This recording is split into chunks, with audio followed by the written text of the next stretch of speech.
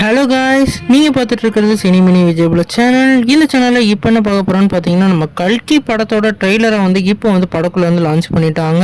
இந்த ட்ரெய்லர் என்ன மாதிரி இம்பாக்ட் கிரியேட் பண்ணியிருக்குன்னு சொல்லிட்டு இந்த வீடியோ நம்ம டீட்டெயிலாக டிஸ்கஸ் பண்ணுவோம். அதுக்கு முன்னாடி நீங்கள் இந்த சேனல் புதுசாக தான் சேனல் சப்ஸ்கிரைப் பண்ணி பெல் ஐக்கன் கிளிக் பண்ணி வச்சுக்கோங்க. வாங்க நம்ம வீடியோக்குள்ளே போகலாம். நம்ம கல்கி படத்தோட ட்ரெய்லரை வந்து இன்றைக்கி வந்து 7 மணிக்கு வந்து ரிலீஸ் பண்ணியிருக்காங்க. தமிழ் ட்ரெய்லரை குறிப்பாக 8 மணிக்கு வந்து ரிலீஸ் பண்ணியிருந்தாங்க. இந்த படத்தோட விஷுவல்ஸ் ஃபுல்லாக மிரட்டி எடுத்துட்டாங்கன்னு தான் சொல்லணும். குறிப்பாக இந்த படத்தோட ட்ரெய்லர் ஆரம்பிக்கையிலே வந்து இந்த உலகம் தான் கடைசி உலகம்னு ஒரு ஆள் சொல்கிற மாதிரியும், இதுதான் வந்து முதல் உலகம்னு சொல்கிற மாதிரியான ஒரு மாறுபட்ட கருத்தோடு தான் ஆரம்பிக்கிறாங்க. இந்த உலகத்தை காப்பாற்றுறதுக்கான ஒரு நம்பிக்கையாக ஒரு ஹோப்பாக தான் நம்மளோட பிரபாஸ் வந்து இங்கே உள்ளே வராரு. அவரை காப்பாற்றுறதுக்கு ஒரு முக்கியமான ஆளாக வந்து நம்ம அமிதாப் பச்சன் திகழ்கிறாரு.